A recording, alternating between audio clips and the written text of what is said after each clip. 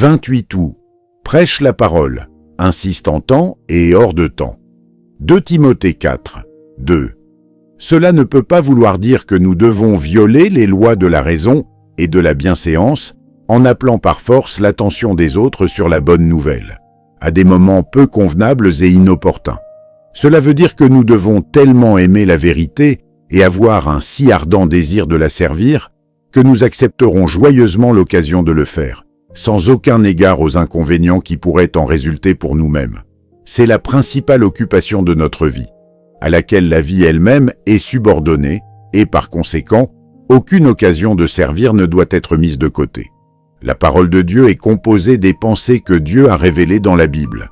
Celles-ci comprennent des doctrines, des préceptes, des promesses, des exhortations, des prophéties, des histoires et des types. Prêcher la parole signifie faire connaître ceci aux autres.